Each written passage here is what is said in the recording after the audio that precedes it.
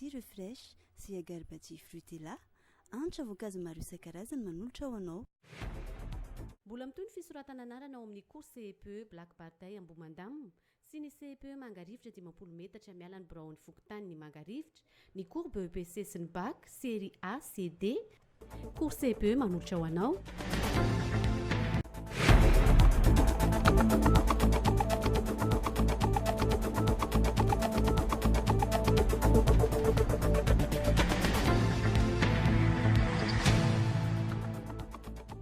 Olona misy 420 maty, 720 sy 540 sy 4 traboiny, 510 tsy hita popoka, 110 sy 300 sy 2 sy R1 voaterina findratoerana, 710 sy 900 sy R1 ireo trano dibondrano, 7 simba ary 920 no rava tanteraka.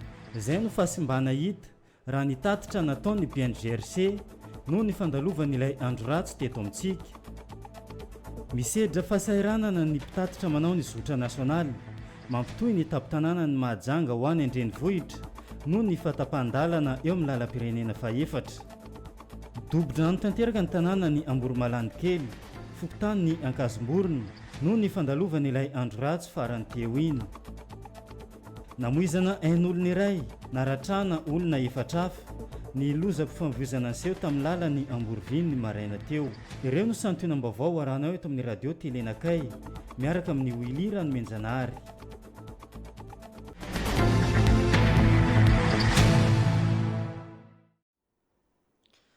Sabotsy 20 ny volana janoary 20 faly miarabantsika rehetra any tokantrano any tompoko lasy tompoko vavy tonga soa ato anatin'ny fotoanany fampalalam-baovao atoandro ny radio Telenakay koa manasantsika rehetra anaraka ny antsipirim-baovao hatramin'ny farany eto am-piandohana dia ialana tsiny ho antsika rehetra izay ampanaraka ny fotoanany fampalalam-baovao tao anatin'ny andro vitsivitsy no tsy nahafahantsika nanaraka mivantana ny fotoanany fampalalam-baovao no ny fahatapahany herinaratra ataty amin'ny foibe ny radio Telenakay manomboka izao kosa miverina amin'lony ny fotoanany fampalalam-baovao.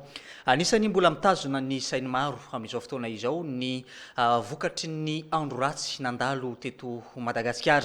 Omaly nisy ny fidinana ifotony nataony mpanao gazety tato amin'ny radio Telenakay ho an'ny lalam-pirenena fa efatra nijery ny zava-nisy sikatra tao anatin'izany fa anisany lasibatra tao anatin'ny fahadobona amin'iny lalam-pirenena fa efatra iny ny Fokontany izay misy ny Ankazomborokely tafitra ao anatin'ny distrika ny Ankazomborona mitatitra ny zava-nisy ary nandalo teny an-toerana sitraka raron-jatovo asy Hubert Rateflage Isaac.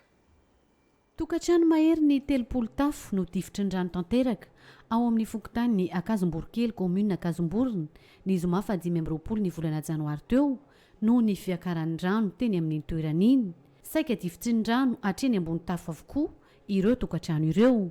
Tokony tamin'ny 5 zany io rano niakatra dia zavatra simba zany ny trano dia ny kisoa dia ny trano kisoa dia hitanareo ngamba reo trano maromaro simba io reo.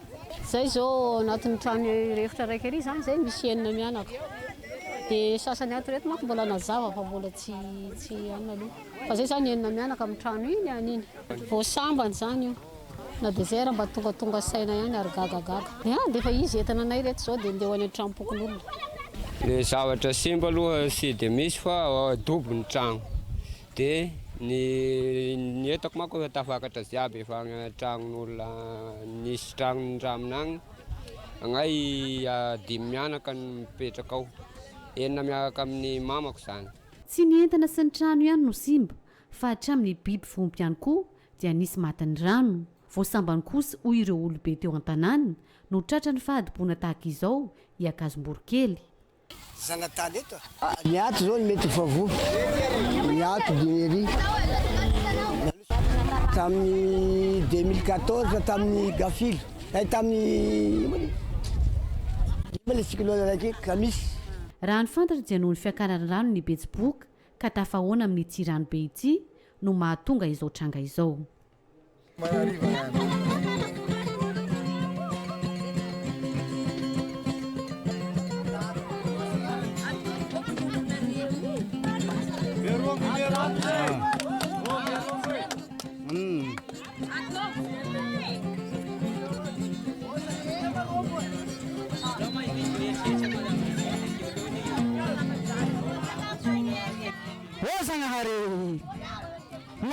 ty baba hela miagnany amboromalamo ty eto mbola sady isy raha karaha ty amboromalamo kely rika eto kasimboro kely maromaro ny domborano tamin'ny tonga 2020 ty ino problème mesagnary aza la donc zay olombelo misy magnota amboarinandro fomba hallo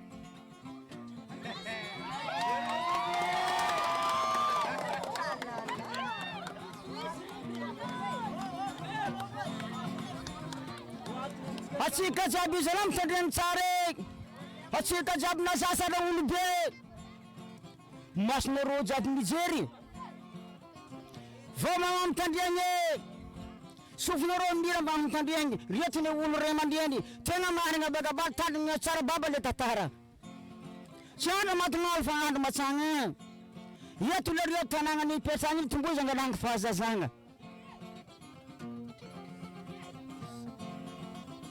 tegna marigna bagabary nagory baba toera manao zany mampalahelo sady mampitomaeka to baba papakany vary tamin'ny taogna ty nagnadary mihitsy mazaka zany baba dimby alta reto nasagny olo mesa maro ihany nagory toera mananany nakanany tsy miraka any taloha manahiragna zaka zany nakory gabriel ra manatsoa any fagnanaka raha tsisy kodobo jiaby reto boaniko soa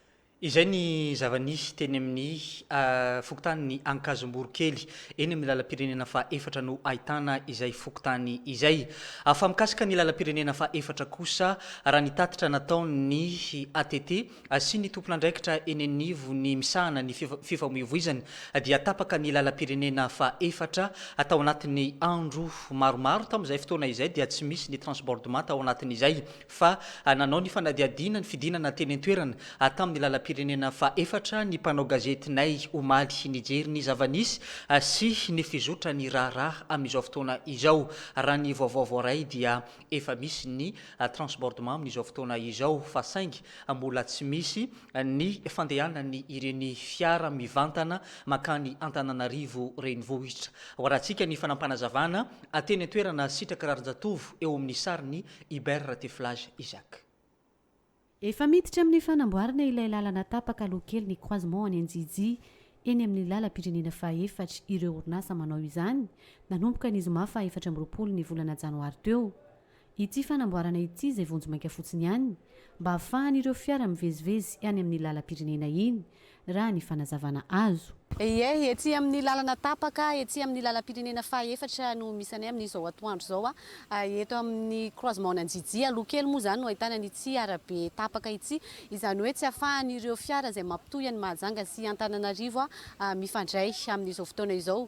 Efa nisy ny fidinana fotony nataon'ireo tompon'andraikitra ety an-toerana ihany koa izay amin'izay fotoana izao mahita an'ireo entreprise izay andray tanana ny fanamboarana ny lalana amin'izao fotoana izao antanitsika izy ireo hoe manahoana manomboka roviana ny asa ary trafrina ihany koa no afaka mampitohy any Mahajanga sy Antananarivo ity lalana tapaka ity. Eny tompoko zay moa zany entreprise voantso hanao an'ilay asa tonga tamin'ny ray teo zany zay tonga teto an-toerana misy an'izay maromaro misy pelle misy chargeur misy compacteur misy camion dia misy conteneur satria conteneur zany tena apetaka eto dia vao tonga mihitsy zao dia efa napetana ny engin dia tonga dia miasa. Mety vinavinaina zany hoe rovina no afaka andianana amin'izay eto. Ia, ny vinavina aloha zany io moa zany miankina amin'ny toetrandro fa raha ny vinavinanay zany dia mety eo amin'ny lahady eo ngamba tokony hiverina amin'ny lohan'ny fifamoivoizana amin'ity lalam-pirenena fa efatra ity. Eny ary isaorantsika be dia be ireo entreprise izay anamboatra ity lalana ity raha ny hita ety an-toerana amin'izao fotoana izao dia milahatra daholo ireo fiara be na fiara kely tsisy afaka miampita eto amin'ity lalana ity ny olona ihany mandeha tongotra no afaka miampita eto mifamezivezy eto amin'ity lalana izay tapaka ity. Hitantsika ihany koa ny avy eo anivon'ny mpitandro filaminana izay mandamina ny resaka filaminana sy ny fifamoivoizana eto an-toerana amin'izao fotoana izao. Nandritry ny ora maromaro no hijanonana teny an-toerana nefa dia mbola tsy nahitana soloteny any avy eo anivo ny asa vaventy akory teny amin'ity toerana ity. Lavaka be fa tapahana tanteraka no hiteny an-toerana izay efa nanomboka ny talata fa 20 ny volana janoary teo no nirotsakorana maro loatra. Maro ihany koa ireo olona sy fiara no mitsoka eny amin'ity toerana ity izay sahirana tanteraka. Entsakenta aloha fahasaranana ny dépense tena 25 000 isaky ny mihinana. Olona roa zany 50 000 atoandro 50 000 ariva. Tsy afaka iverinao satria le gasoil lafo dia lafo. Fa isorana be lehibe izy ireo fa mikarakara. Nanomboka tamin'ny lalibe zay tonga teto lalibe atoandro efa tapaka ty lalana ty. Dia zay zany dia le vary moa zany amin'ny hôtely lafo be dia farany zay manao cotisation 5 000 sakafo.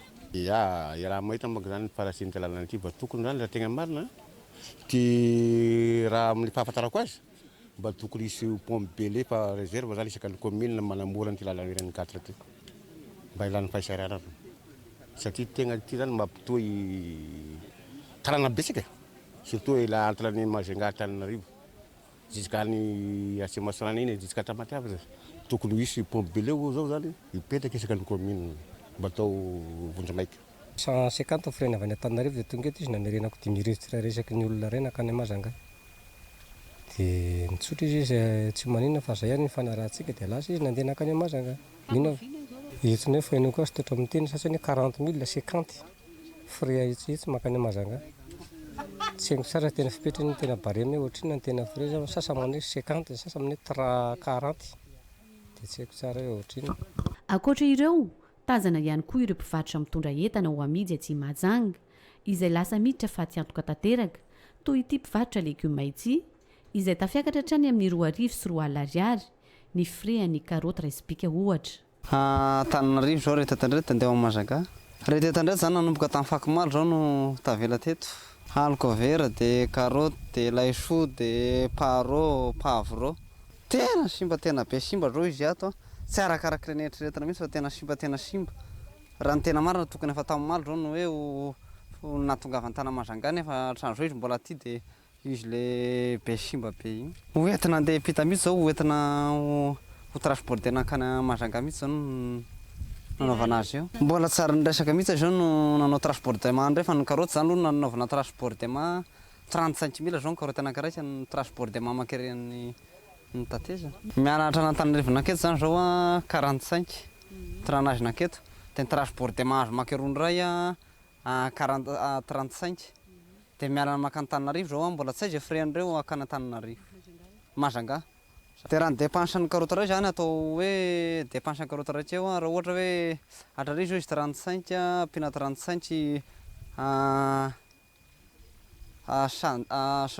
70 dia raha miaraka an'le anina mety ho tafakatra eo amin'ny 110 000 zany na 115 000 izy par rapport tonga ana Majunga ny raisipika ny frais amin'ny fotsiny. Tsy eo ihany anefa no ahitana fahasarotana fa mampitombo ny fandaniana ho an'ireo mpampiasa lalana ihany koa ny eo Akarafantsika izay ahitana fasika be tsy ahafahan'ireo fiara mandeha ary raha ny voalaza dia 2,000 ny manosika fiara iray hoy ity mpamily ity.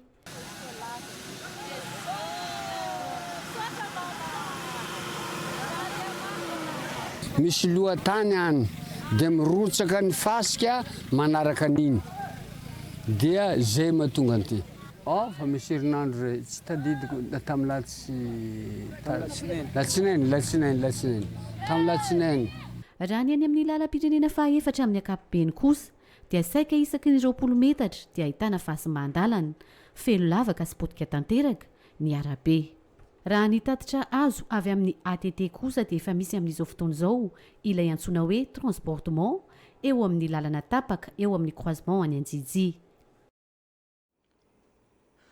Izay ny zava-nisy teny amin'ny lalam-pirenena faha-efatra vokatry ny firotsahany ranonorana lavareny tao anatin'ny andro ratsy tao anatin'ny andro vitsivitsy ho antsika teto Madagasikara ary tafiditra tao anatin'ny faritra mena ny faritra boeny tao anatiny izay andro ratsy izay fa nisy fiantraikany ratsy tamin'ny fambolena ty amin'ny faritra boeny ny firotsahany ranonorana tafahoatra loatra amin'izao fotoana izao fa indrindra ny vokabary ny katsaka izay afantarana ny faritry ny Marovoay sy ny lemaka ny Marovoay izay anisany manampy sy mamatsy ny Madagasikara ray manontolo raha eo amin'ny vokabary. Misy ny fanadiadina nataon'ny mpanao gazetinay mikasika ny fiantraikan'ny firotsahany ranonorana tafahoatra amin'ireo tanimbary amin'ny lalam-pirenena faha-efatra sy any amin'ny faritry ny Marovoay.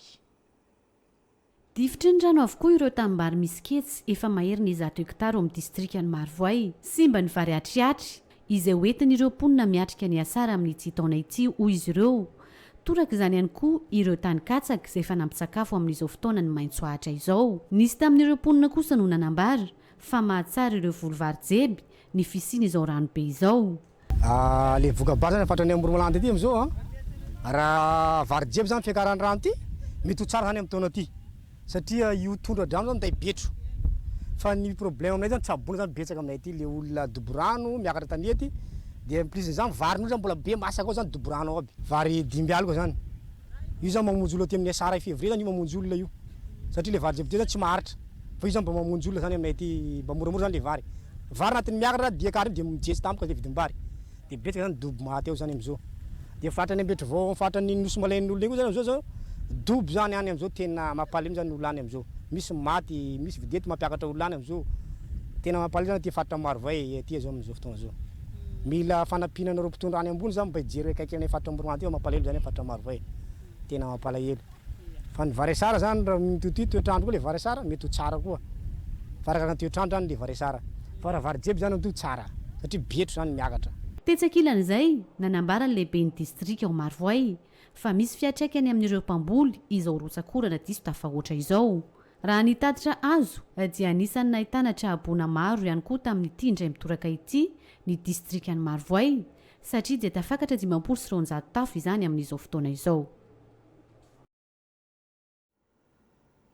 Zay mikasika ny volovary sy ny voly eto Madagasikara fa indrindra ny ato anatin'ny faritra Boeny fa fantatra amin'izao fotoana izao fa ny tombo isan'ny olona maty sy tsy hita-popoka vokatry ny fiakaran'ny rano sy ny firodanan'ny trano teto Madagasikara ary tafitra ao anatin'izany ihany koa ny ato anatin'ny faritra Boeny raha ny tatitra azo avy amin'ny BNGRC eto Madagasikara ataoriny ny fivoriana izay nataon'izy ireo omaly arivo ho aratsika ny fanampanazavana mifandraika amin'izay vaovao izay.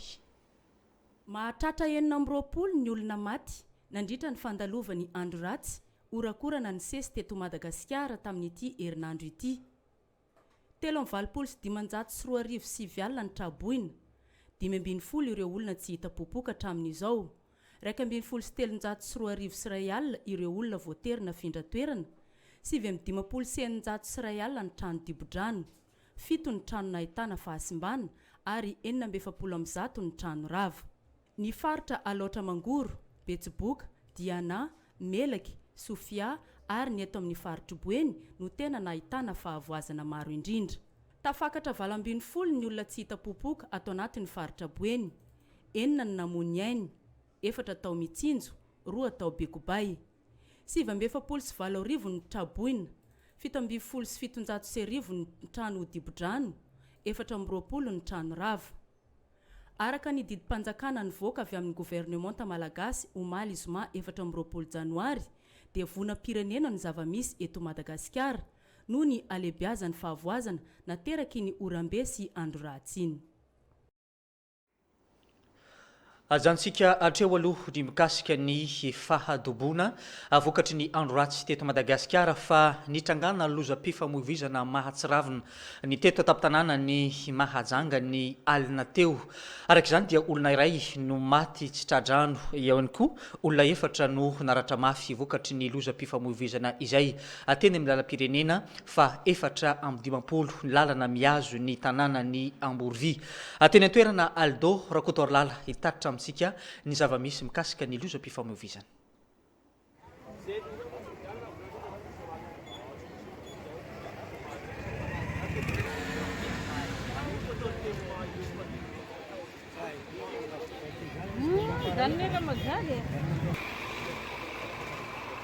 Olona iray mifantatra fa namoiny ainy teony eo 4 hafa naratra mafy raha ny fanazavana voaray tamin'ireo mponina teny amin'ny manodidina izay no fantatra nandritra ny lozam-pifamoivoizana anseho teny amin'ny lalana ho any Amborovy 4 kilometatra miala ny taptanàna ny Mahajanga avy any Amborovy ity sprinter ity amonjy fodiana aty taptanàna ny Mahajanga tokony tamin'ireo ora maraina teo ka izao izy tradoza izao. Raha araka fahinoko anazy dia avy any Amborovy reo amin'ny 3 maraina no misy maty dia misy maty dia any Andovano sabona Andovano ohatry misy fa misy maty sur place ary raha firenena tsaiky dimy dia raha maty stade teto tery dia any Andovano zany manadaky couleur sabona fa ianao mpandehanany sprinter mivadika ty reny zany boaka Amborovia any reny boaka Amborovia any reo sprinter roa iny namany fa dépasse izy farana afara vao dépasse ny sprinter raiky ty misy mila dépasse sprinter raiky zany vadika izy vao teo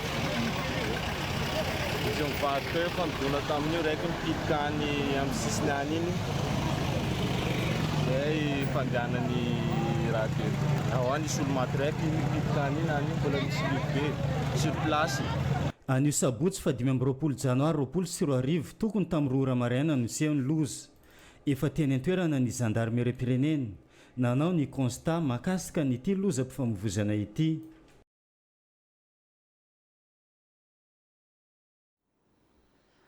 Izay ny zava-nisy teny amin'ny lalana miazo ny tanàna ny Amborovia ny alina teo mbola manaraka fitsaboana eny amin'ny hôpitaly ny olona efatra izay anisany niarany lozam-pifamovizana tao anatiny izay fiara izay.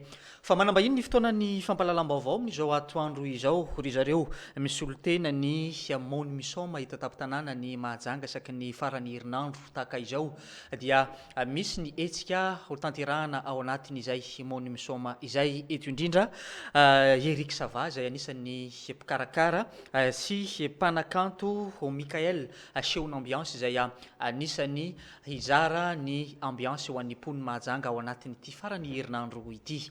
Miaraba anareo tompoko tonga soa ato anatin'ny fotoana ny fampalalam-baovao. Miarabanao namana Willy ary miaraba koa ho an'ny voaka Majunga ary miaraba antsika rehetra ato amin'ny radio Teolinakay.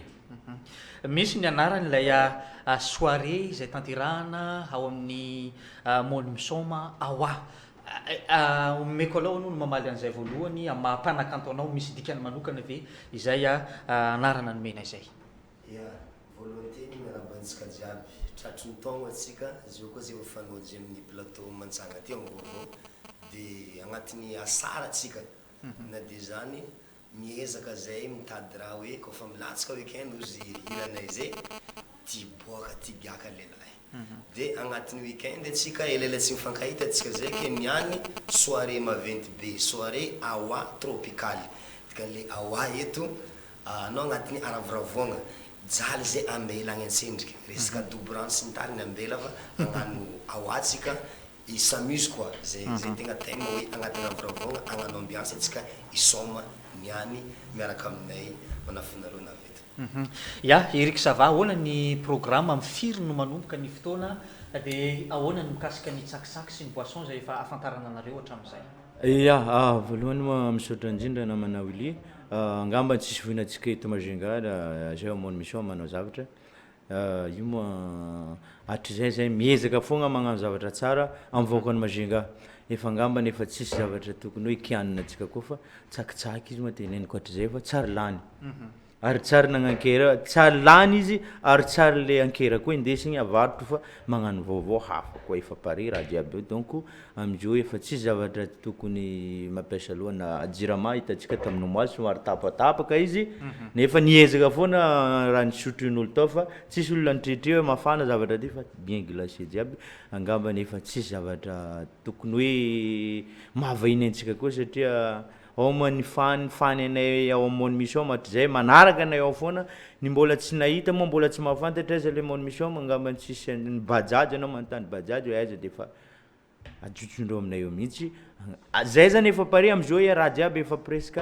tsy zavatra tokony hoe andehanana gauche andehanana droite efa ao sonao jiaby efa presque miamby lera foana atsika zao 9h 8h atsika fa tsara fa ao 9h atsika fa izay misy vitipidirana ve ao anatin'izay marina eto le izy aloha efa fantatra atsika jiaby bojo 0 ariary le vidibidirana tsisy vidibidirana izy fa moninao foagna misoma ao zay vola andesinao ao mahazo fogna izy koa anao nitondra 1000 francs mety fa mahazo cigarette zany izay vola andesinao na andany million ao misy zavatra tokony andanianao izy fogna ao aminay ao satria mony misoma Ya Mikael, misy ireo hira zay nahafantarana anao hatramin'izay afaka ihany koa ve nireo mpakafy hoe mangataka ny hira hoe zay mangataka hira ohatran'izao.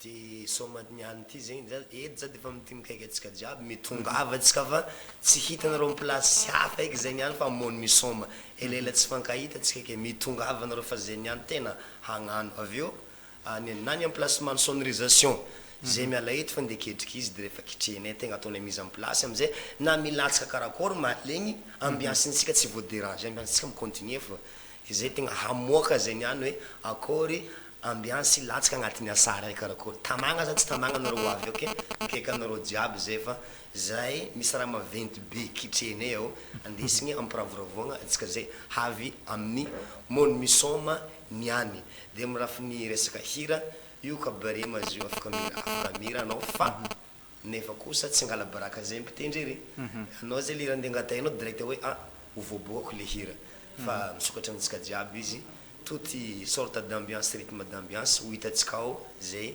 angalin'ny musicien Mikael niany fanentanana farany angambany ho an'ny mpijery atsika ao anatin'ity fotoana ny fampalalam-baovao ty.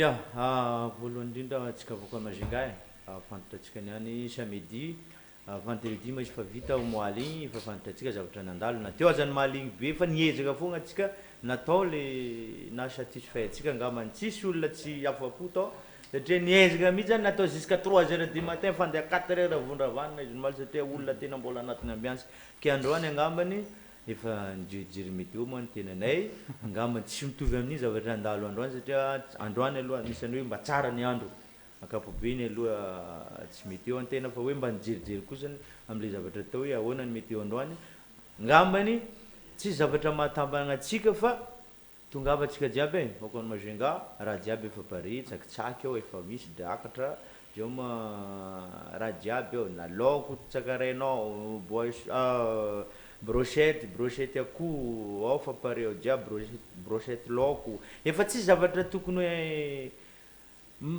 ilainao lavitra koa fa ao jiaby raha jiaby mitongava atsika manentana anareo tonga niany ao ambony misoma farany ya misy slogan idin rotsika zay sarindramiko hely eto hoe vady vao izy nakarigny andrariva vono agnano jusque marandray ke tiako ambara amizay tongava atsika fa tsy ataotsika tambagny maligny havy atsika agnatiny ao mony misoma maventy be tsy legny atsika avy agnatiny ao de nitongava maro atsika fa niany zahay tompoko tegna agnano ambiance au maximum satria ny vidim-pidiragna gratuit nefa ambiance amezanao tegna ambiance valeur de 150 000 olo raiky izy koa vidigny le ambiance ke tongava maro atsika de fa isorako eto koa nareo fikambanany zanaka mampikony zay de fa nikaiky zay sady amin'ny fety firabiagna tratry ny taogno ho avy tegna ho avy zay fa manova paripare tsara be nareo ke tongava maro atsika riva 20h rendez-vous tsika mony misoma zahay au grand complet sur scène ihany ke tongava atsika merci ya soratsika araka izany Mikael zay Mikael show l'ambiance ao anatiny izay awa tropical ao tanterahana ao amin'ny mony misoma amin'ity androany ity soratsika ihany koa Eric Sava zay ampikarakara ao anatiny izay etsika izay mankasitraka anareo tompo ny mbola misafidy hatrany ny fotoana ny fampalalam-baovao fatoizatsika ny vaovao am'izao fotoana izao na tampiakarana ny vidina entana na ny PPN ny fitaovana ilaina na fiainana andavanandro ho atsika eto an-tampon-tanàna ny Mahajanga raha ny fanadihadiana nataony Judith Rachel Rakotovao. Niakatra ny vidin'ny menaka sy ny siramamy ary ireo paty amin'ny karazany avy eny amin'ireo mpivarotra Antsinjara eto Mahajanga amin'izao. 504 ariary ny kilao ny siramamy ary 504 ariary ny litatry ny menaka. Ny any ampivarotra amin'ny ambongadiny mihitsy no ahitana fiakarany vidin'entana amin'ireo ilaina andavanandro ireo raha ny fanazavany mpivarotra. Tena miakatra be vidin'entana tena marina, tena tsy takatra mpividy tsony ny vidin'entana. Inona zao tena hitanao hoe misy fiakarany be? Menaka miakatra zao amin'izao dia siramamy miakatrakatra kely. Lafarinina tsy dia miakatra midimidina zany lafarinina dia PPN miakatra daholo resaka paty spaghetti reny zany tena miakatra be tena nainaina daholo ny kiliay zay ny tena marina. Inona mety antony mahatonga an'izay hono? Dia tsy fantatra aloha fa dia zay tian'ny karanany ataony amin'izao e. mapakatra izy dia mapakatra, mampidina izy dia mampidina, dia izay manao izay tiany zao ny olona amin'izao. Tsy maintsy manaraka amin'ny prix an-karana izay satria tsisy tombony anay raha vao ohatra hoe hivarotra akamoa lafo izay nefa hivarotra mora dia lasa manjary mamerina masonkarena dia maty antoka io fa tsy maintsy manaraka ny rythme an-karana foana. Rehefa miakatra ny azy dia mapakatra midina ny azy dia midina izay ny anay ny rythme anay mpivarotra aty amin'ny épicerie aty. Efa fanaon'ireo mpivarotra amin'ny ambongadiny ny manararoatra mampiakatra ny vidin'entana indrindra fa ireo ilaina amin'ny fiainana andavanandro ho ihany ireo mpivarotra. Rehefa fotoam-pahavaratra toy izao ny fanaovan'izy ireo azy isan-taona. Amin'ny ankapobeny tsy miverina miena intsony ny vidin'ireo entana ireo. Vao mainka manampitrotraka amin'ny fiakaram-bidin'entana ihany koa ny fahatapahan-dalana eny amin'ny lalam-pirenena faha-efatra. Tsy afaka miditra aty Mahajanga ny fiara lehibe mitondra entana. Izay ny fanadiadiana nataony mpanao gazety mikasika ny vidin'ny entana ilaina amin'ny fiainana andavanandro na ny PPN. Eto ataptanana ny Mahajanga ho antsika ny tokantrano any dia mbola ao anatin'ny fanamboarana ny lalam-pirenena faha-efatra ny tompon'andraikitra amin'izao fotoana izao tokony homana ny tsirairay amin'ny izay fitaovana ilaina amin'ny fiainana andavanandro izay. Misy ny filazana izay voaray eto am-pelantanana ao anatin'ity fotoana ny fampahalalam-baovao ity ho arantsika vetivety rehefa avy eo metoy ny fotoana ny fampahalalam-baovao. Filazana olona very. Niala tao amin'ny trano ny alakamisy 7 janoary taona 2024 i Rafidy Saint Justin na Iabany Fedana na Madrodro ary mbola tsy niverina hatramin'izao. Koa iangaviana izay mahita azy mba hampandreny manam-pahefana akaiky azy indrindra na ato amin'ny hôpitaly Mahabibo DRSP. Marina fa noho ny voina nahazo azy vokatry ny lozam-pifamoivoizana dia mbola tsy miverina tsara ny fitadidiana. Misaotra tompoko.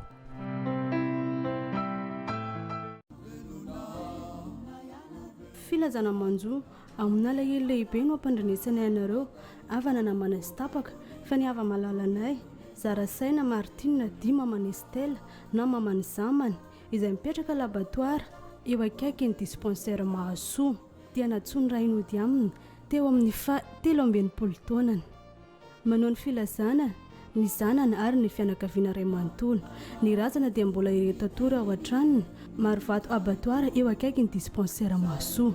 Alohan'ny itondrasana azy any Bekoratsaka Mampikony rahampitso amin'ny 4 maraina. Ity ny solon'ny fampandrenesana ho an'izay tsy tratra antso noho ny fianondrano be loatra.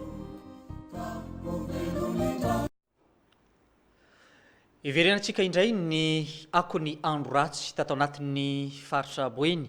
Ny 17 ny volana janoary lasa teo iny nisy ny mpitandro ny filaminana avy ao amin'ny gendarmerie pirenena tao anatin'ny izay firotsahany ranorana izay tao anatin'ny distrika ny Ambatoboeny. Gendarmerie pirenena misa 3 no entin-drano tao anatin'izay raha andeha anafitra ireo olona dobo tao anatin'izay distrika ny Ambatoboeny izay. Nisy ny fanadiadiana nataony mpanao gazety mitondra amintsika ny fanampanazavana mikasika izay vaovao izay. Avitra somantsara avokoa ireo zandary 3 lahy nanavitra olona dobo tao amin'ny commune Anjeje distrika ny Ambatoboeny iny ny alakamisy 13 janoary 2024 teo. Ny fiarah-miasan'ny fokon'olona sy ny mpitandro filaminana tao an-toerana no nahafahana nahita azy ireo tao anatin'ny adiny 10. Tamin'ny 13 janoary 2024 moa zany tao amin'ny distrika ny Ambatoboeny, commune rurale ny Anjijia, Fokotany, Akanga. Dia nisy famonjena nataony zandary avy Anjijia zany tamin'ireny orambe ireny. Ka tamin'ny fotoana tamin'izany moa zany tokotokony teo amin'ny 9 sasany ariva teo dobo dia lakana nitengenana zareo. Ka rehefa natao moa zany ny fikarohana dia ray hita tao Mangaroa. Dia raha mbola nitohizana ny fikarohana dia nisy anankiroa koa hita tany Atora Nakanga. Dia velona somatsara moa zany ireo zandarma ireo amin'izao dia niasa fanavotana ireo trabona moa zany mbola mitohy foana hatreto. Hatreto moa zany dia mbola tapaka ny lalana mandeha amin'iny Anjijia Ambatoboeny iny satria mbola tondra-drano daholo zany niany. Ka manentana anareo mponina mba tsy andeha any aloha ny mandrapatonga ny fidinan-drano mba tsy isiny loza moa zany na faverezana aina satria laha tokana ny aina ary mbola manentana anareo vahoaka koa anome vaovao izay mpitandro filaminana raha toa ka misy trabona mila fanampiana amin'ny toerana misy anareo any. Mitohy hatrany ny fanampiana ataon'ireo mpitandro filaminana mandre-pisihan'ny vahaolana amin'ireo lalana tapaka atao anatin'ny faritra Boeny. Jerena akaiky ihany koa ny fandriam-pahalemana noho ny amaroan'ny olona mitangorona sy ny fiara-mikatso eny amin'ireo lalatapaka ireo. Izay no kasika niny fa eo amin'ny tontolo ny fampianarana kosa dia anisan'ny sekoly université na ny centre de formation manana ny mahizy azy eto an-tampon-tanàna ny mahajanga ny FSTM amin'izao fotoana izao dia nisy ny hetsika nataon'izy ireo ary mbola manao fanentanana ihany koa izy ireo amin'ny fampafantarana ny tombontsoa azon'ireo mpianatra izay mianatra eny anivon'ny FSTM eto Mahajanga. Nanao ny fanadiadina Judith Rachel Rakotovao. Andreto zahay équipe-ny FSTM, ato ny directeur, ato ny conseiller pédagogique, dia izay mivady moa ny PDG ny FSTM, dia faly mampandre anareo ny eto Boeny zany eto Mahajoenga, famoaka ny mpianatra anay zany zahay amin'ny le 25 janvier à 14h any amin'ny la promenade. Dia faly zahay. Ny filièranay ato moa zany dia ny infirmier et sage-femme dia ny technicien de labo. Nisan'ny mpianatra zay avoaka dia 450. Ya ny FSTM tokoa dia institut de formation professionnelle, zany hoe tsy vitany hoe mampianatra fotsiny fa mampiofana ny tanorantsika malagasy, zany hoe eto Madagasikara. Dia ao anatin'izay rehetra zay no programme zao zany hoe amoaka andry zareo troisième promotion, zany hoe andihan'ny fahatelo anatin'ity FSTM ty. Dia tsara marina zany fa efa tena bien formé ny mpianatra atsika, donc logique zay hoe amoaka andry zareo atsika amin'le 25 janvier ho avy zao 14h30. Dia na eo moa ny mampiasa ny fahasalamana tompoko, eo ihany koa ny maha-PDG ana, fa eo ihany koa ny ara-kolotsaina hoe artiste ihany koa moa ny tenako.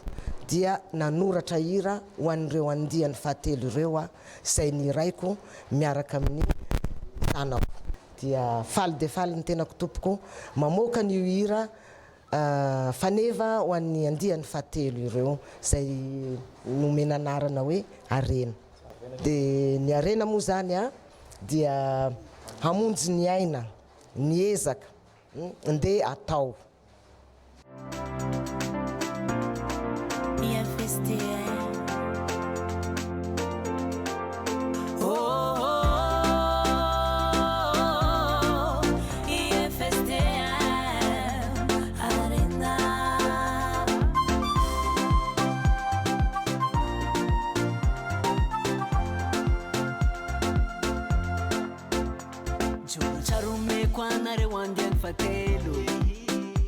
Ni arena wetu karkarenga nyenga sarupidilo achase andrek sana reu katuk nuachena fanaro wanchenjen firenena tantira wancha kansenda vanzere chanumena kasi fitsaranga nulu fazendo tanzo na kendrena falisi ravuza eto anatreandro manamboninaitra siray amanjeny fanamoka olombano na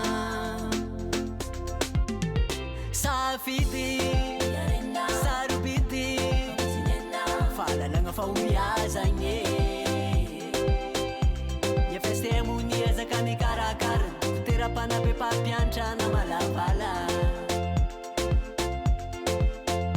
Safidi, sarubidi, falalanga faumiazanye. FSTM unieza kami karakara. Terapana pepa pianchana malapala.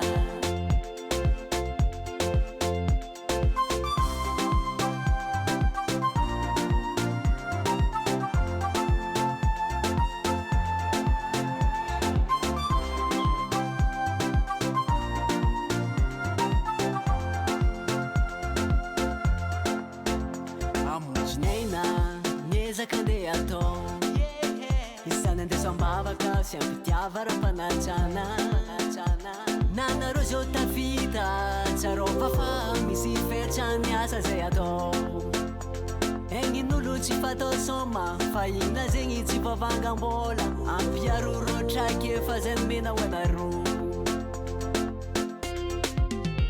safidy sarobity fahalalagna fa omiazagny efestemy azaka mikarakara dokotera-panabe pampiantrana malavala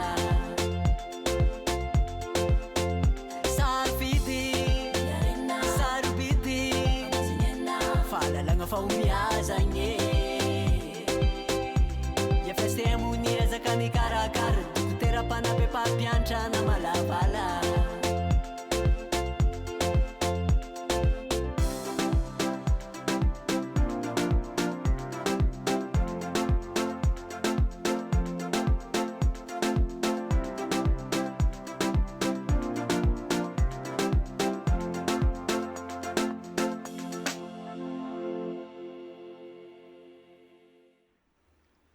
izay ny fampafantarana ny FSTM eto an-tampon-tanàna ny Mahajanga efa misokatra ny fisoratana anarana ho anrehetra amin'izao fotoana izao fa misy ny vahiny izay raisitsika manaraka atao anatin'ny fotoanany fampahalalam-baovao ry zareo avy ao amin'ny Canal Plus Madagascar izay tsy sasatra ny manome ny tolotra ho an'ny olona rehetra eto an-tampon-tanàna ny Mahajanga eto indrindra i Ramatoa Malala sy Ramatoa Zara izay hitondra amintsika ny fanampanazavana ny tolotra izay omeny izy ireo ho an'ny mponiny Mahajanga. Miaraba anareo tompoko. Famiarabantsika ny tokantrano dia famiaraban'ny namana mpanao gazety ihany koa tonga eto indray izahay Canal Plus maraparina n'ilay tolotra goavana izay nangasitrantsika tamin'ny mois de décembre ary mitohatra amin'ny 31 janvier zao les bonus tokanana tonga 15 jours zany hoe raha manao ry abonnement tsika ao anatin'ny ty mois de janvier ty na efa tapaka na mbola mandeha na zay abonnement alohantsika fa mahazo an'izay bonus tokanana izay zany hoe ny chaîne rehetrarehetra mandeha ia efa nisy izy io tamin'ny volana décembre afaka mbazavaina kely ve inona no mahazo le tokanalina ve ho andray manao ry abonnement dia ao anatin'ny firy andro no mahazo an'izany ny mpanjifa Ie, araka ny voalazany namanay teo moa zany tolotra nisy tamin'ny décembre izy io dia noho ny fakafizany client moa zany noho ny fakafizantsika ny Canal Plus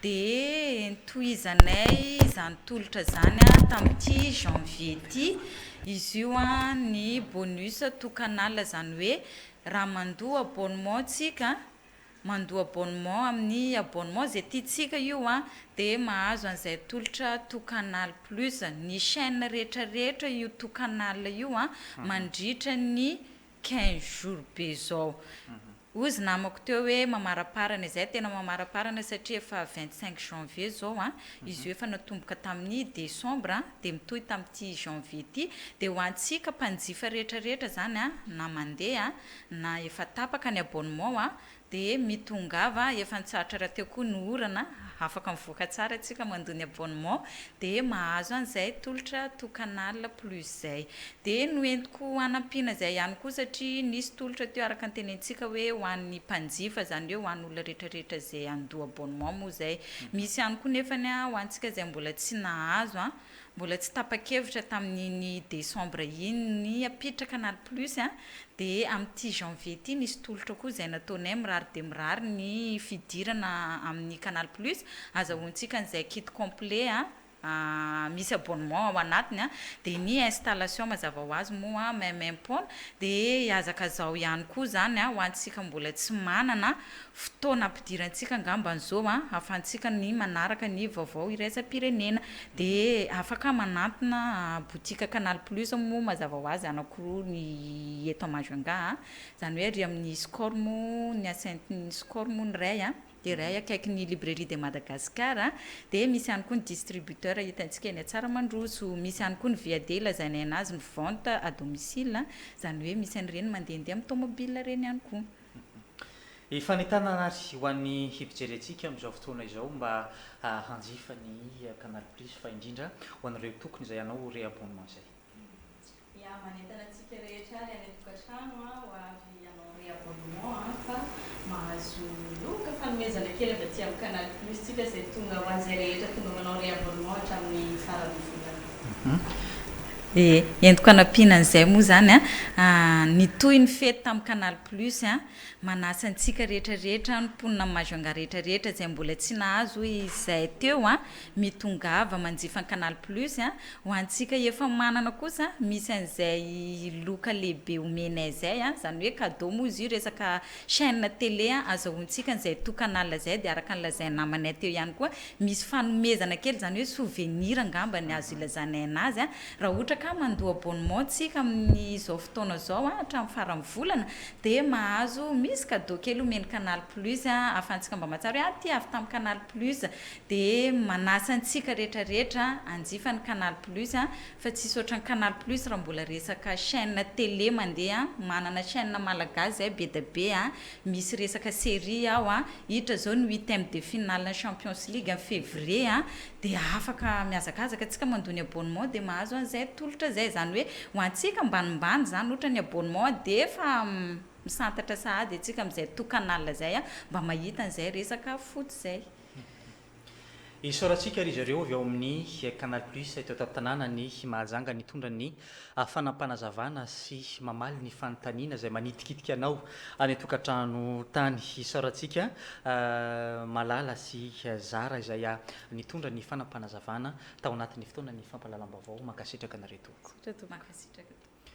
Fatoizantsika ny vaovao ny eny amin'ny lalana miazo ny fokontany ny tany malandy na ny sautema iny kosa dia anisan'ny mahatonga ny fitohanan'ny fiara ny fahasimban'ny lalana eny amin'ny akaiky ny FIP eny Antanimasazy amin'izao fotoana izao politika tanteraka ny lalana ary misy ny fitohanan'ny fiara raha ny vaovao voaray sy ny fanadiadiana nataony mpanao gazety mimenimena araka izany ny mpampiasa lalana ny mpamily ny fiara fitateram-bahoaka ny mpitondra bajaj sy ny mpampiasa ireny lalana ireny. Teny an-toerana nijery ny zavanisy ny mpanao gazetinay Anise Rasimandimby.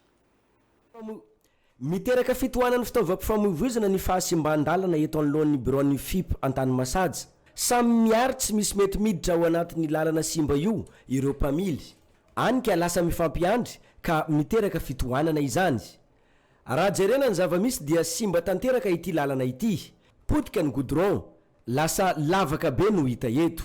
Io lalana manoloana ny FIP io, ho anelanelan'ny FIP sy ho bassin ny tsy mialonjafo io zany, misy lalana potika be mihitsy ary tena potika. Ka miteraka fitohanan'ny fiara izy io amin'ny indrindrandrindra amin'ny radio point iny zany, dia tena miafiafy koa le mpandeha. Satria le tomobile tsy mirotsaka ao dia le rano be tana rano miangona rano zany le izy izay anton'izay zany no tedavana hoe mba hiantsona ny commune eto tapin-tanànan'ny Mahajanga mba hijery akaiky anazy io fa indraindray lavaka be mihitsy zany le ao efa tena lavaka be dia mba hijery akaiky mifanamboarana anazy io na dia tsy ho feno ara fa ataoko hoe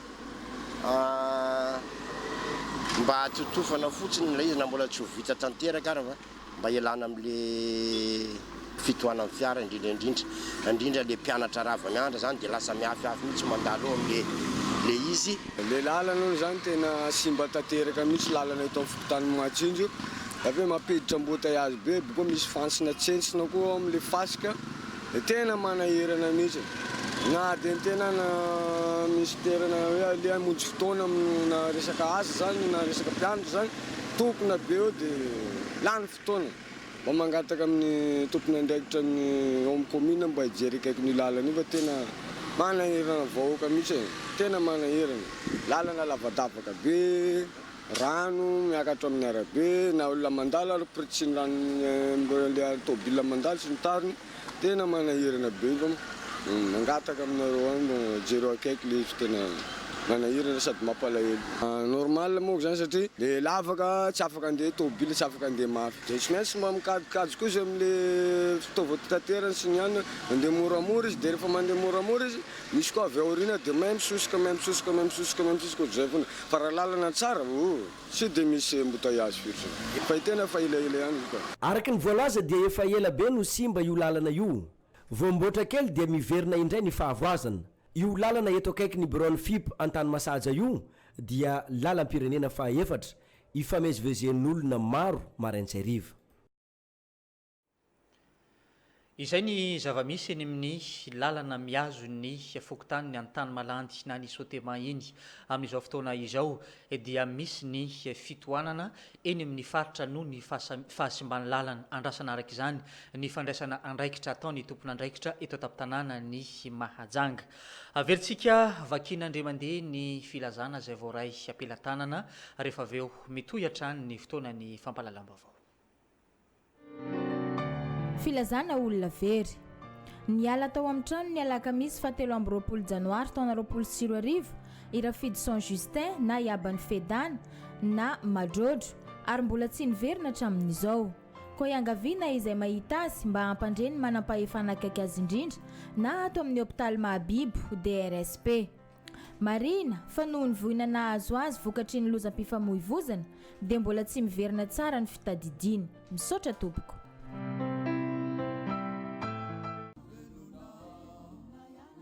Filazana manjo amin'ny alahelo lehibe no ampandrenesanay anareo avana namana sy tapaka fa ny ava malalanay Zarasaina Martina di mamany Estelle na mamany Zamany izay mipetraka laboratoire eo akaiky ny dispensaire Mahasoa dia natsony rainody aminy teo amin'ny 13 taonany. Manao ny filazana ny zanany ary ny fianakaviana ray manontolo. Ny razana dia mbola iretatory ao an-tranony Marovato abattoir eo akaiky ny dispensaire Mahasoa. Alohan'ny itondrasana azy any Bekoratsaka Mampikony rahampitso amin'ny 4 maraina. Ity ny solo fampandrenesana ho an'izay tsy tratra antso noho ny fianondrano be loatra. Mbola amin'ny fokotany ny Antanimasaja atrany omaly dia nirotsaka ny ranorana teto an-tampon-tanàna ny Mahajanga raha ny alina dia olona iray no noentiny rano teny amin'ny lakan-drano ao amin'ny fokotany ny Antanimasaja dia voavontsy soa tsara ny ainy raha ny tatitra nataony mpanao gazety nijery ny zava-nisy teny an-toerana. Mbola velona soamantsara ilay lehilahy nandesiny rano tao amin'ny fokotany ny Antanimasaja vakiparitra fahatelo tamin'ny zoma alina fa 24 ny volana janoary. Ny anjera avy tamboniny moto teto amin'ny ity lalana goudron ity olona io. Rehefa niakarapoka dia lasany rano izy ny aveo. Ny famonjeny ireo tovolahy matanjaka teto an-toerana ny tenany. Ny rano eto aminay eto zany rehefa tonga ny asara ohatran'izao dia miakatra ambony be. Dia rehefa miakatra izy dia mandalo ny bazazy sy ny moto dia mijanona zany le tôbily dia atosoka ny tsaika amin'ny tanàna eto. Dia tamin'ny ala le moto nandalo ireo olona rola. Dia nyfantenenay ireo aza mandalo anareo fa maseka be rano. Dia tsy nety ireo fa nandeha foana dia tonga tampovoany ireo tonga dia lasaka le raika taoriana. Dia tonga dia lasa ny rano tany. Dia mono ny olona teto an-tanàna namonjy daholo dia tany nivonjenina tany dia tany ambanimbany tany na tratrarana azy fa eka nagnaraka an'io canal io le olona zany ndesiny rano tena tsy hita mihitsy dia tonga tany ambany tany soa ihany zany fa tonga dia namonjy anazy le olona teto an-tanàna dia azo izy soamasara velona soamasara. Le anankiray namany moa zany mety lany fanahy izy dia mivezivezy teo foana izy. Dia rehefa azo moa le olona dia zay ny teny andao ndesina amin'ny hôpitaly dia sy nanaiky ireo dia ndesindreo nody amin'ny moto foana le olona. Izy ndraika tsy maty fa izy mety nisy rano foana angamba ny kibony. Dibo-drano hatrany anatin'ny tokantrano ny vahoaka eto amin'ny fokotany ny Antanimasaja vakiparitra fahatelo rehefa mikija ny orana. Tsy mijanona ao anatin'ity lakan-drano ity intsony fa miakatra atreny amin'ny lalana goudron rano. Isaka ny avorana zany dia mba mangataka amin'ny fitondram-panjakana zahay eto mba jerevana akaiky fa zay manodidina eto zany dia tena dobo rano daholo ny tokantrano. Mahatonga an'le fiakaran'ny rano le sy fijerevana an'le canal ty. Canal ty zany manomboka any ambony any jusqu'à ty zany dia tery. Dia io zany no mahatonga anay fa angatahina amin'ny mpitondra fanjakana zany mba atao lehibe zany le canal dia mandeha tsara le rano. Le ty canal ty zany tokony mba jerevan'ny lehibe ao amin'ny commune na député satria Aria Matsinjory le canal lefa tamin'ny canal 1900 Kalalao lehibe zao zay manao trano any ambany amin'ny Matsinjoany ao anatin'le canal ka zay tokony mba jerevan'ny lehibe na député na iza io fa isaky ny latsaka ny orana de dobo foana zay tsy eto amin'ny ponty fa manomboka amin'izay ry ambony any mangataka anareo lehibe zany azafady fa za ty bako mikarama olo isam-bolana hoe manadio canal ty nefa ary zany manakana canal de canal zany tsy mety lehibe zany fa tsy azo kasina ary de fa tsy haiko raha ataoko tsy mandeha amin'izay rano dobo tanàna misy aty lakoroko ao mila anaovana asa manokana mihitsy ho fanadiovana ny olakan-drano io vao miva izao olana izao hoy ny fokon'olona voakasika amin'izany ny fokontany ny Mahatsinjo sy ny fokontany ny Antany Masaja.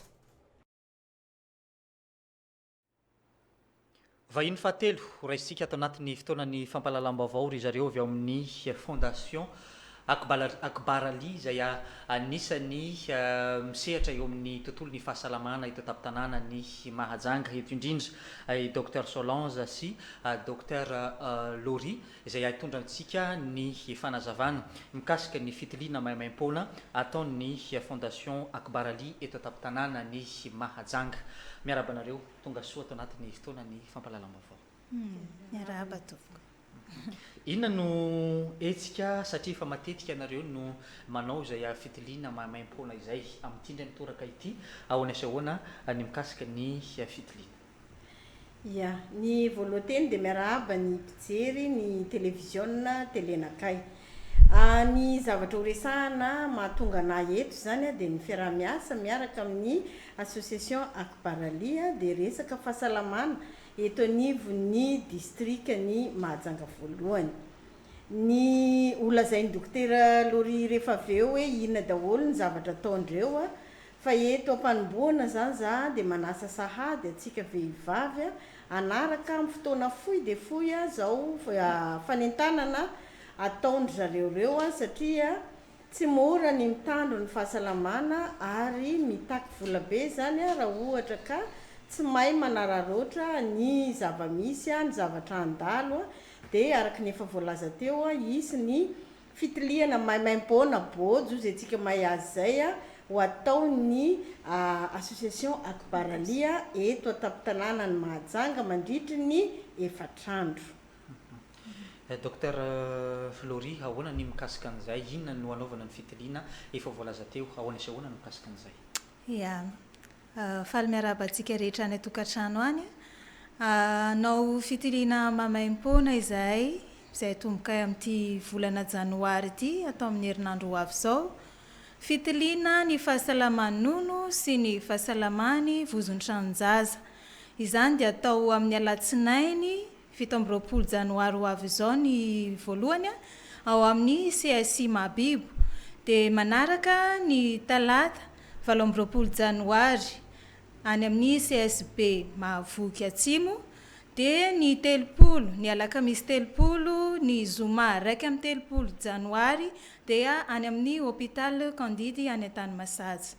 Maimaim-poana daholo ireo fitiliana atao amin'ireo andro efatra ireo dia ny vozon-tranonjaza sy ny fitiliana ny nono araka ny afantaran'ny mponina Mahajanganay amin'ny fanaovana izay fitiliana izay.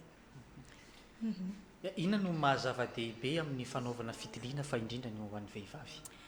Ya, zava-dehibe ny fanaovana fitiliana satria tsy marary izy io ary izay mihitsy ny anentananay ny vehivavy hoe mbola dieny anao salama zao dia tongava manao fitiliana satria tsy misotra ty ivelany. Ny amin'io no mety hoe misy fivotosana re, mety misy fiovana hita eo fa tsy marary izy io ka mety ahavariana antsika. Tahaka izay koa ny any amin'ny vozon'ny tranonjaza tsy marary ny fiovana rehetra mialohan'io hoe efa tonga any amin'ny hoe izay homamiadana izay ka zay no antony anaovana fitiliana dia ny antsika mbola salama nefa kosa tsy sakana ho an'izay efa maheno hoe zavatra tsy azoazo any amin'ny vatana any ho tonga amin'izay fotoana zay hoe anao an'izay fitiliana zay ho fisorohana mialoha ny hatongavana amin'izay hoe fahatongavan'izay cancer zay. manomboka amin'ny firy zany no efa afaka tonga eny amin'ny toerana anaovana ny fitiliana ny olona manomboka amin'ny 7 ora ny fitiliana amin'ireo toerana anankiefatra ireo a ny alatsinainy 7 ny talata 7 ny alakamisy zoma 7 janoary zay manomboka amin'ny 7 ora ka hatramin'ny 5 ora ka tsara amintsika efa tonga mialoha misy afahana manao ny fandaminana rehetrarehetra. Tsy misy ve ny toromarika manokana ho an'ireo vehivavy izay handalo fitiliana sa misy toromarika manokana raha ho an'ny fitiliana no resahana dia tsy misy fa ny rehetrarehetra afaka manao daholo fa ho an'ny vozon'ny tranonjaza no misy fepetra kely arahana ny tsy fanaovana firaisana, tsy manao firaisana 3 andro mialoha na 2 andro mialoha farafaratsiny raha ho an'izay andeha amin'ny alatsinainy zany manomboka androany hariva efa tsy manao firaisana dia raha tsy mahavoavonjy ny alatsinainy ny talata mbola eo ny alakamisy zoma mbola eo ihany koa tsy misasa mikarona ray andro mialoha zany hoe tsy karomina ny anatiny rehefa misasa fa ety ivelany ihany no sasana tsara dia tsy tonga fotoana na koa hoe misy lio mandeha dia tsy mampiasa fanafody asisika na koa hoe misy savony na fitaovana zavatra ampiasaina anadiovana ny anaty ihany zay no fepetra arahantsika. Fanentanana farany angamba no an'ny Dr Solange ho an'ny mpijerentsika ato anatin'ny ity vaovao ity. Ya misaotra betsaka amin'izay hoe fanentanana farany izay fa alohany anaovana an'izay fanentanana izay tohizo kely le tenin'ny Dr Lori teo hoe nisy ny fepetra ao anatin'ny fepetra le hoe tsy fikaromana tsy ho fepetra ho ampiasaina amin'io ihany fa tokony ataontsika fomba mahazatra mihitsy ho antsika vehivavy manomboka amin'ireo zatovo vehivavy ny tsy hikarona rehefa misasa satria manana eritreritra antsika hoe iny fikaromantsika iny no ampadio any fa ny ao dia efa madio ara-boajanahary aho raha ohatra ka misy zavatra misisika any misy zavatra loto any dia ireny hitantsika mivoaka ty ivelany ireny dikan'izay zany tsy azo atao intsony ny mikarona rehefa misasa fa sasana tsara madio ny aty ivelany dia eto am-pamaranana zany dia manentana tsika vehivavy rehetrarehetra taloha ny resaka homamiadana dia hoe ny olona fa lehibe no tratrany amin'izao fotoana zao na nono zany na any amin'ny vozon'ny tranonjanaka zany dia hitantsika fa misy tena metanora misy any amin'ny 5 taona 3 taona dia efa tratra dika zany hoe rehefa nanao firaisana ianao rehefa hitanao fa ao anatin'ny taona ataoko hoe à partir ny 20 ans dia aleo mijery fa misy kosa ny fitenenana hoe ho an'ny vehivavy à partir ny 40 ans zany izy tena tokony anao an'io fitiliana io ndray mandeha isan-taona fa ho antsika zany vehivavy rehetrarehetra ka tonga fotoana antsika misy azao fandalovana zao aleo manararoatra satria bojo hoe tsika mazenga zay sady araka ny fitenenana koa moa hoe tsisy tsara ohatra ny miaro misoroka toy izay itsabo andany volabe. Fanentanana farany ia manentana antsika vehivavy rehetra na mbola tsy nanao fitiliana anao na efa nanao fitiliana fa tokony hanao contrôle dia tongava amin'io efatrandro izay anaovanay fitiliana maimaim-poana io fa natao antsika vehivavy izy ity aza velan-dalindalo foana fa fantaro ny toe-batanao sy ny toe-pahasalamanao ny amin'izay vozony tranonjaza sy ny nono izay. Isaorantsika ry zareo misy olotena ny fondation Akbar Ali izay mikarakara ny fitiliana maimaim-poana ho an'ny vozon'ny tranonjaza sy ny nono ho an'ny vehivavy eto an-tampon-tanàna ny Mahajanga teto indrindra nahitantsika ny Dr Solange sy Dr Lori nitondra tamintsika ny fanazavana mikasika izay makasitraka anareo tompoko. Saotra tompoko. Fatoizantsika ny fotoanan'ny fampahalalam-baovao anisan'ny niteraka resabe tao amin'ny fokotanin'ny ambondrona ny fandrodanana ny tetezana iray izay voalaza fa mifototra iray mampiakatra ny rano eny anivon'ity faritra ity. Raha ny voalaza ny ilay olona izay nanao ilay tetezana nefa dia nisy ny fahazoan-dalana ara-dalàna azon'izy ireo vao afaka nanangana ilay tetezana izy ireo ary ny tombontsoa ho an'ny daholobe no nanaovana izany. Horantsika ny fanampanazavana iarahantsika amin'ny Anise Rasymandimby. noho ny fisian'ity foto-drafitrasa tetezana vita amin'ny hazo ity no nahatonga ny fahadiboana miopampana na hazo ny mponina eto amin'ny vakoparitra Somabibo sy Betamanga ato amin'ny fokotany ny Ambondrona. Tsy mikorina tsara araka ny tokony ho izy ny rano noho ny tetezana io ka miteraka fahadiboana izany. Tonga hatrany anatin'ny trano mitondra fikorontanana amin'ny fiainana andavanandron'olona mipetraka aty amin'ny manodidina izy io. Ny zava-misy amin'izao fotoan'izao raha mbo nisy tondra-drano taloha na orambe teto amin'ity faritra Betamanga ity dia tsy mbo anisan'izao fahadiboana izao izy arakehitriny nefany dia tratran'izany tsy azo anoaran'izany ity Betamanga ity. Ka raha nisy ara cyclone tsy mbo na oranandro mikitsy na zany hoe le fito zany dia tsy mba dobo zany ity toerana ity. Fa ankehitriny kosa noho ny vakasion'le rano zany tsy afaka mikorina kenda le ato amin'ny pont avy any amin'ny varina avy any Somabibo dia mihoatra amin'ny arabe ny rano. Manampitrotraka an'izany ihany koa aty ambany aty dia mikenda koa satria misy foto-drafitrasa tsy dia manaraka ny fomba ara-dalàna loatra dia voakenda le lalan'ny rano dia voatery dobo ny lasa victime ny jirany sasany. Dia zay no mahatonga an'le zavatra ohatran'izao. Secteur 5 dobogna ame rano amerikandro amin'ny oranina ndasivalan'ny olo fizy nangalana azy dianay toa dobo da ndregna andrahoan-dragno sisy kidikidy eva sy dirana agnatin'ny fandria izay dianay mampanaranay toa. E problème to sarao ditoa ity rano dobo ty boka amin'ny fondation be ty amaky anazy ezeo da ito amizay aisidegny varotanay sisy varitra da mombo maty volony nangalana eta sisy izy soa ivaritra dia hoanay marezo sisy teo iara sy varitra androany sy mnemoray da magnata fagnampia aminareo da ampinareo eto fa da voa rano niteraka eto latsany tavonoka ty Somabibo ty tsary nisy rano karany ty raha tsy boka amin'ny fondation be io. Nidina ifotony teto ny lehibe ny fokotan'ny Ambondrona raha Lucien Félicien nijeriny zavanisy efa nampilaza tamin'ny solombavambahoaka ny Madagasikara voafidy teto amin'ny distrikany Mahajanga voalohany Andriamatoa Nicolas Stefan ihany koa ny tenany ary nampilaza tamin'ny préfet ny Mahajanga mikasika an'izao zava-mitranga izao. Nanome baiko reto tovolahy matanjaka avy hatrany ny lehibe ny fokotan'ny Ambondrona mba analana avy hatrany an'ity foto-drafitrasa ity ahafahan'ny rano mikorina araka ny tokony ho izy. Ny tena olana noho ny fisian'ny fanorenana tsy manara-dalàna zay zany tena olana ary eo koa le fako fa eto zany tena natonga an'ity fahadiboana ty misy an'le fanorenana misy dalo zay ao ambany ao amboarina dia le izy efa tamin'ny permis-ndreo hoe namoaka ny commune hoe rehefa tsy vita décembre dia ajanono amin'ny mois de mars indray. Tonga ny décembre tsy vita le izy dia mbola tao le coffrage dia reny le pilier ny coffrage reny zany no mitazona amin'ny fako mahatonga ny rano tsy midina dia mahatonga an'le fahadiboana. Dia nanapa-kevitra moa tamin'le rano be anankiray voalohany iny efa nesorinay ny coffrage anankiray dia amin'izao mbola dobo foana dia tsy maintsy nanapa-kevitra zahay esoina tanteraka ilay coffrage fa rehefa tonga ny mois de mars dia ataondreo ny asandreo. Nitafa tamin'ny mpanao gazety ihany koa ny tompon'ilay foto-drafitrasa izay eto Betamanga fokotan'ny Ambondrona.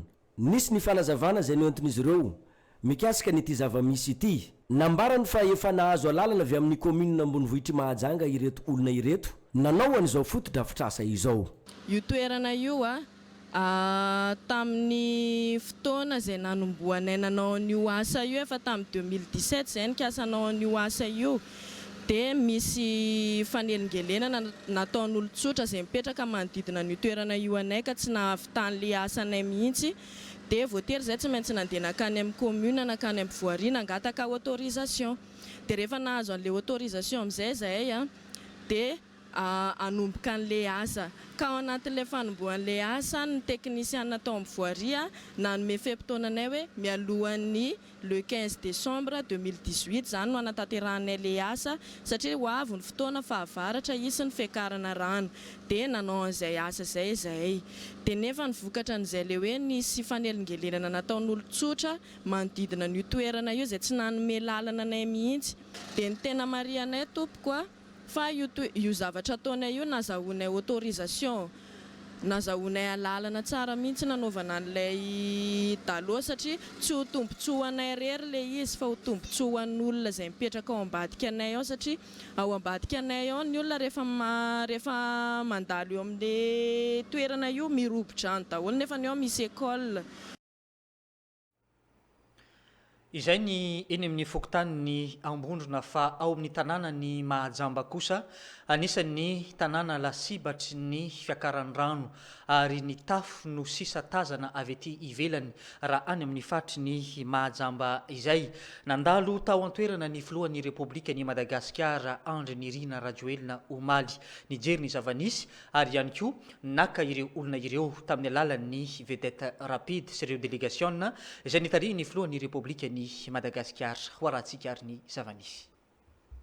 Tonga tao amin'ny tanàna ny Mahajamba ny filohan'ny Repoblika ny Madagasikara Andry Nirina Rajoelina sy ireo délégation izay tarihiny nanafitra ireo olona voadidiny rano ny zaza amam-behivavy ampolony maro no navotana tamin'io fotoana io tamin'ny alalan'ny angidimby no nijerena ny toerana misy ireo olona ary tamin'ny alalan'ny vedette rapide no nanavotana ireo olona ireo nampiakarina amin'ny toerana avo. Omaly Zoma fa 4 ny volana janoary no nidina teny toerana ny filohan'ny Repoblika ny Madagasikara. Zany dia Mahajambatsika fa roa andro zay mahery da atsika hoe mba ho betsaka maro vovonjy satria raha tsy tonga aty toerana mijery an'izao raha tsy tonga aty mahita maso hoe sidinany hélicoptère hoe aiza reo misy olona mila vonjena maty daholo reo olona reo fa so ihany nisorana an'Andriamanitra fa tongotsika izao miaraka amin'ny tompon'andraikitra rehetra monjy an'ireo ankizy vehivavy zay tena efa maro dia maro ndeha miso anina dia le vehivavy koa miditra ao ny vehivavy koa tonga ava manao ny lahy lena ary ianao naninona ty nivoty ty ovina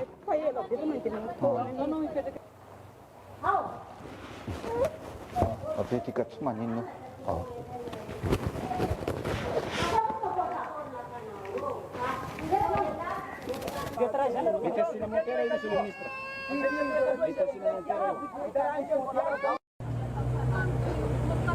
Mitsinjo Maivatanana izay no anisan'ny toerana nitsidihan'ny filohan'ny Repoblika ny Madagasikara Omaly nijerena ny zavamisy amin'ny takaitra navelany ilay andro ratsy niteraka orana lavareny teto Madagasikara. Nanambara ihany koa ny filohan'ny Repoblika ny Madagasikara ny nanomezana ny baiko amin'ny ireo angidimby sy ireo sambo aingam-pandeha mba anafitra ireo olona amin'ny faritra izay dobo. Nanambara ihany koa ny filohan'ny Repoblika ny Madagasikara fa ho isy ny fanomezana ny masomboly ny fanampiana amin'ny fanerenana ny trano amin'ireo olona izay dobo tamin'ny faritra tena voamafy teto Madagasikara. Izay ny akony fandalovan'ny filohan'ny Repoblika ny Madagasikara atao anatin'ireo faritra tena voamafy eo amin'izay resaka fahadobona izay. Ho averina antsika farany filazana izay voaray mitohy hatrany fotoanan'ny fampalalama avao. Filazana olona very niala tao amin'ny trano ny alakamisy 7 janoary taona 2024 i Rafidy Saint Justin na Iabany Fedana na Madrodro ary mbola tsy niverina hatramin'izao. Koa iangaviana izay mahita azy mba hampandreny manam-pahefana akaiky azy indrindra na ato amin'ny hôpitaly Mahabibo DRSP. Marina fa noho ny voina nahazo azy vokatry ny lozam-pifamoivoizana dia mbola tsy miverina tsara ny fitadidiana. Misaotra tompoko.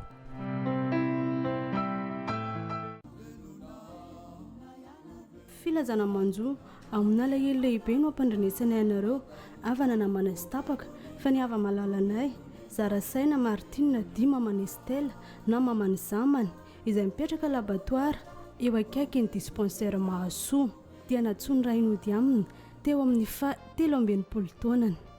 Manao ny filazana ny zanany ary ny fianakaviana ray manontolo ny razana dia mbola iretatoro ao an-tranony Marovato abattoir eo akaiky ny dispensaire Mahasoa alohan'ny itondrasana azy any Bekoratsaka Mampikony rahampitso amin'ny 4 maraina. Ity ny solon'ny fampandrenesana ho an'izay tsy tratra antso noho ny afianondrano be loatra. Ny vaovao iraisam-pirenena no anoizantsika ny fotoanany fampahalalam-baovao. Anisany mitazona anisan'ny maro amin'izao fotoana izao ny fiparitahany ilay aretina antsoina hoe coronavirus. Tany Chine no fantatra fa niangany ilay aretina amin'izao fotoana izao. Fantatra omaly ariva fa olona 3 no fantatra fa voany ilay aretina coronavirus ao la France.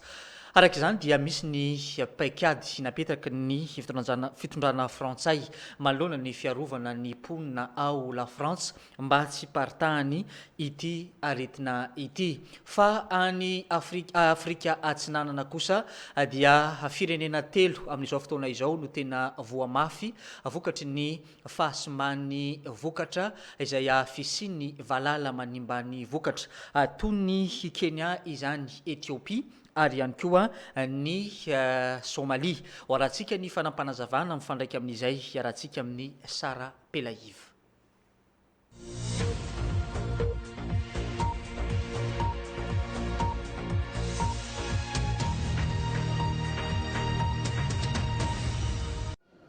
Cette fois, c'est confirmé. Les 2 premiers cas européens du coronavirus se trouvent en France. Tafiditra France amin'izao fotoana izao ilay aretina coronavirus nandripaka olona miisa 7 tany Wuhan ao Chine.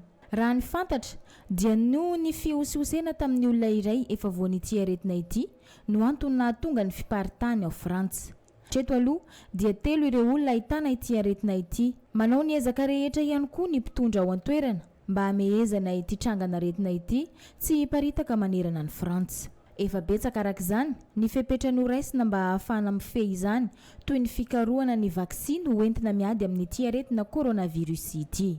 Mamitaka ny fisehon'izy io satria dia tahaka ny fisehon'ny tazo tsotra mpahazo olona amin'ny fotoana mampangatsiaka ny andro no fisehoany, mikohaka, mafana hoditra ary voansery. Manao ny fepetra rehetra ahafahany ity aretina ity tsy hiparitaka manerana n'izao tontolo izao ireo firenena izay efa ahitana trangana aretina coronavirus. Le nouveau coronavirus, mais pas dans d'autres situations. Une invasion de criquets comme l'Afrique de l'Est n'en avait pas connu depuis 25 ans. Mandrava voly ao Afrika Atsinanana toy ny Kenya, Ethiopie, Somalia ireo karazana valala lehibe mpanimba voly. Mirongatra tsy misy ohatr'izany izy ireo mandeha mihinana ireo voly eny an-tanimboly rehetra eny. Ity no trangana hery indrindra tamin'ny fahabetsahan'ny valala tany Afrika Atsinanana taorian'ny nisian'izany farany tany an-toerana 5 taona lasa izay. Miezaka mandroaka ireo valala ny mponina amin'ny alalan'ny fipepehana tôle fa tsy mahatohitra n'ireo valala izany noho ny hamaron'izy ireo. Nilaza ny ONU fa ahina ny mety hisiany tsy fanjarian-tsakafo amin'ireo firenena nandalovan'ny valala ireo noho ny fanimban'ireto farany ireo voly rehetra. Les avions ont répandu des pesticides pour venir à bout de ces criquets pèlerins.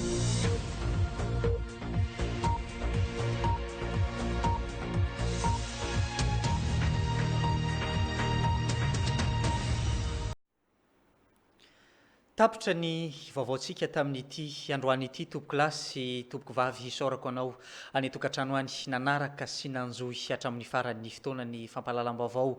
Isaorana ihany koa ireo namana mpanao gazety sy ireo teknisianina niara-ny salahy nandrona masaka nahafahana nampita ny vaovao tamin'ity atoandro ity.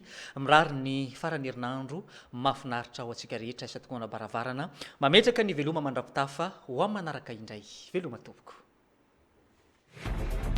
Mbola mitoy ny fisoratana anarana ao amin'ny cours CEPE Black Bataille Amboumandam sy ny CEPE Mangarivitra 50 metatra miala ny Brown Fokotany ny Mangarivitra, ny cours BEPC sy ny BAC série A, CD, ny cours CEPE nanolotra ho anao teo ny vaovao.